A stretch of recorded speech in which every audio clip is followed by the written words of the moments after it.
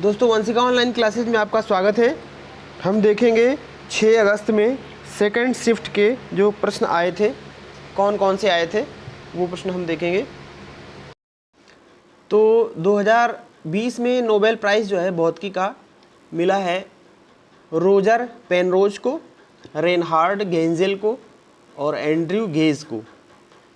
प्रश्न पूछा जा सकता है आगे के एग्ज़ाम में, 12 तक जो भी एग्ज़ाम लगे हैं CHSL के।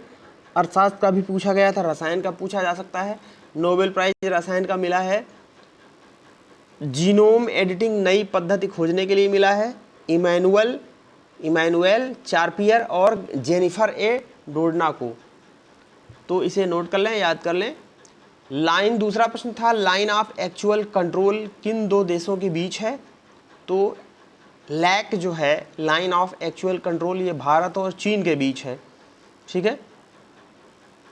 लैक जो है वास्तविक नियंत्रण रेखा, line of actual control Bharat और चीन के बीच में है। 4057 किलोमीटर लंबी यह सीमा रेखा जम्मू कश्मीर में भारत अधिकृत क्षेत्र और चीन अधिकृत क्षेत्र अक्साई चीन को पृथक करती है। तो इसी तरह और भी रेखाएं पूछी जा सकती हैं। मैकमोहन रेखा, ये सब आप देख लें, रट लें, ठीक है। मैकमोहन भारत और चीन को अलग करती है। 1914 में शिमला सम्मेलन में जो है यह आई थी। रेडक्लिफ रेखा, ठीक है, भारत से पाकिस्तान और भारत को बांग्लादेश से अलग करती है। इसे सर सिरिल रेडक्लिफ ने 1947 में निर्धारित किया था। इसका निर्माण मूलतः भारत और पाकिस्तान को अलग करने के लिए किया गया था। बाद में बांग्लादेश के निर्माण के बाद ये भारत और बांग्लादेश का भी हिस्सा बन गई। डूरंड रेखा भी पूछा जा सकता है, ठीक है। लैक की तरह लोक, LOC लोक, लाइन ऑफ कंट्रोल, ये भी पूछा जा सकता है, ठीक है। यह नियंत्रण रेखा भारत और पाकिस्तान के बीच खींची गई 740 किलोमीटर लंबी रेखा है। यह रेखा आज़ादी के बाद ही दोनों देशों के विवाद का विषय बनी हुई है। इसे 1947 में भारत पाक युद्ध विराम के बाद ही खींचा गया था। तीसरा प्रश्न आया था भवानी देवी किस खेल से संबंधित हैं। फेसिंग। तो भवानी देवी जो है टोक्यो ओलंपिक में भारत के हाथ सिर्फ एक ही मेडल लगा। इस ओलंपिक में सभी भारतीय खिलाड़ी गोल्ड के जीत के लिए मेहनत कर रहे थे। वहीं टोक्यो ओलंपिक चौथे दिन में भारत की भवानी देवी ने फेसिंग में हारकर भी एक नया इतिहास रचा। अगला प्रश्न आया था बाबरनामा के लेखक कौन है। बाबर। तो इसी तरह और भी साहित्य हैं, आप देख लें उनको, और ये आ सकते हैं, पूछे जा सकते हैं। CGL का भी एग्जाम लगा हुआ है 13 तारीख से, तो उसमें भी पूछे जा सकते हैं। ये पुरानी किताबें जितनी भी हैं, तुझके बाबर की यह पुस्तक बाबर स्वयं की आत्मकथा इसमें लिखी है बाबर ने, ठीक है। दीवान काव्य संग्रह है, यह तुर्की भाषा में बाबर द्वारा लिखी है। तो ये सारी किताबें हैं, ये आप देख सकते हैं, ठीक है। वीडियो को पॉज करके आप ये नोट्स बना सकते हैं।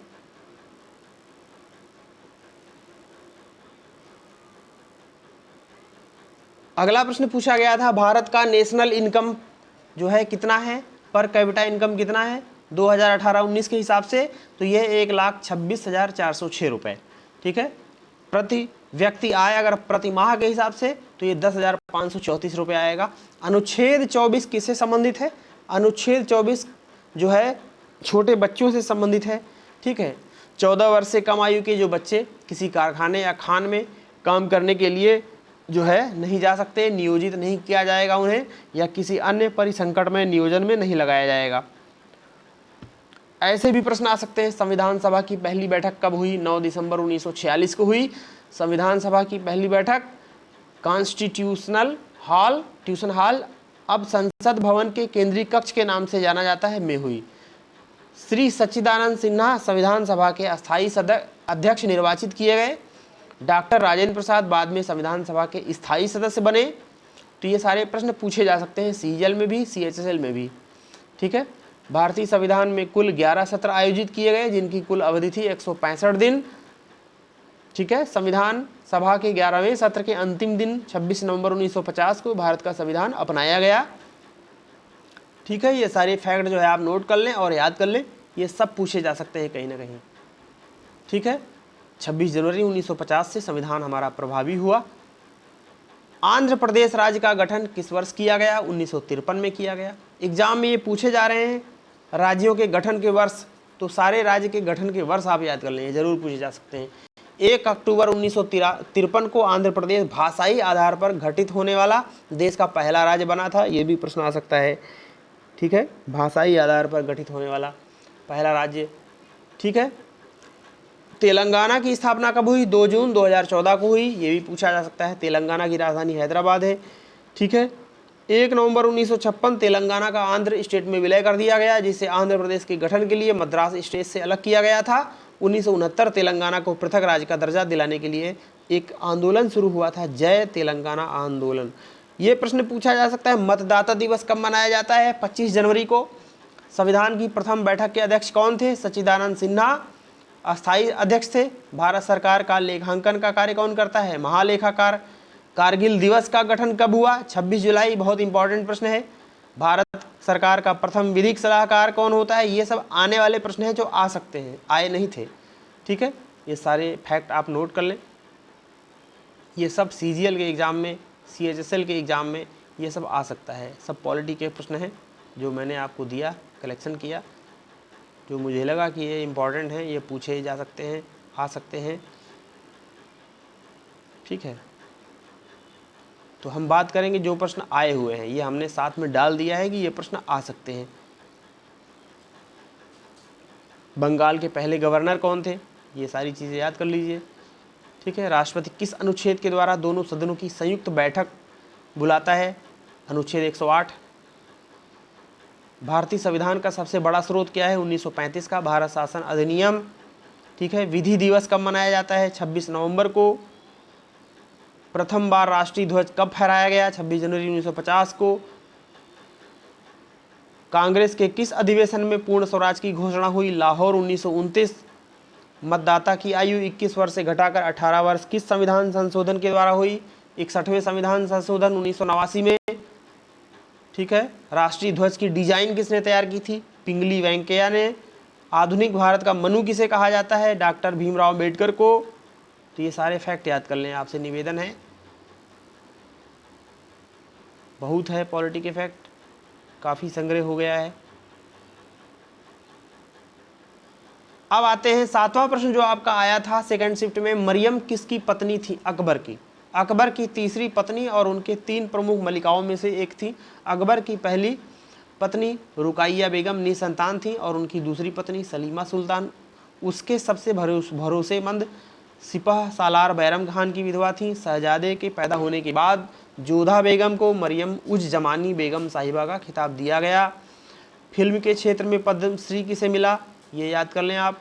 जाकिर हुसैन क्या बजाते थे? पता ही है आपको, तबला। फूल का सबसे आंतरिक भाग ओवरी। लोकटक झील कहाँ है? मणिपुर में।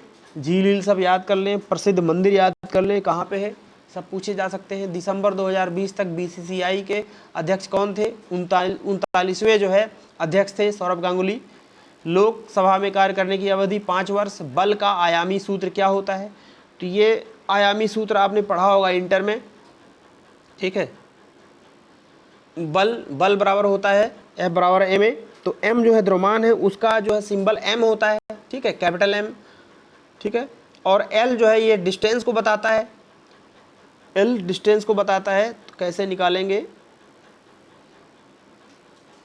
F बराबर ma, तो m का हो जाएगा कैपिटल M, ठीक है, द्रव्यमान। और a जो है आपका त्वरण है, वेग परिवर्तन बटे समय, ठीक है।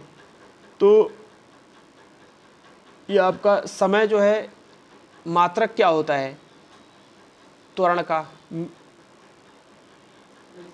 इसको आप डायरेक्ट ही याद कर लें, हम इसका एक पूरा एक वो बना देंगे, ठीक है। आयतन का ml t तीनों जो है इसमें लिया जाएगा, ठीक है। आयतन में केवल लंबाई चौड़ाई ऊंचाई होती है, तो लंबाई चौड़ाई ऊंचाई जो है तीनों क्या है? लेंथ है आपकी। तो लेंथ के लिए हम L से डिनोट करते हैं। तो m उसमें है ही नहीं तो m की पावर 0 हो जाएगा। टाइम उसमें है ही नहीं तो t की पावर 0 हो जाएगा। और उसमें केवल दूरी ही दूरी है, तो L लंबाई चौड़ाई ऊंचाई, तो तीनों जो है आपका L की पावर 3 हो गया। तो m0 L3 t0। इसी तरह वेग है आपका चाल बराबर दूरी बटे समय। दूरी मतलब L और बटे समय मतलब t।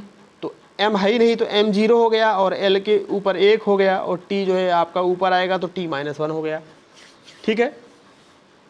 आप बल का भी निकाल सकते हैं। F बराबर ma होता है, ठीक है।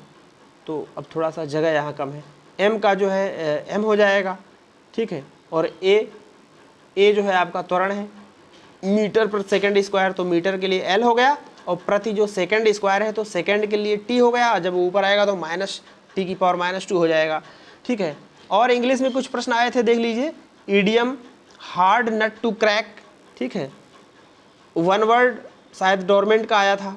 फैसिनेशन सिनोनिम पूछा था, तो इसका charm, attraction, appeal, allure, lure, interest, absorption, enthralment, ये सब, ठीक है। ये कोई वर्ड है, थोड़ा सा गलत लग रहा है ये। बिवाइल्डर्ड आया था, भयभीत synonym. Confused, puzzled, dazed, bemused, baffled, panicky, disorientated, befuddled, ठीक है। तो ये सब आया था दोस्तों। इतने प्रश्न मिल पाए हैं जो आपको मैंने प्रोवाइड कराए। मिलते हैं हम अगले पार्ट में 6 तारीख के थर्ड शिफ्ट के साथ, ठीक है। और हम आगे ऐसे भी प्रश्न लाएंगे जो CHSL में आ सकते हैं और CGL में भी आ सकते हैं, ठीक है। वीडियो अच्छी लगती है तो लाइक, सब्सक्राइब करके शेयर करना ना भूलें। बहुत बहुत धन्यवाद।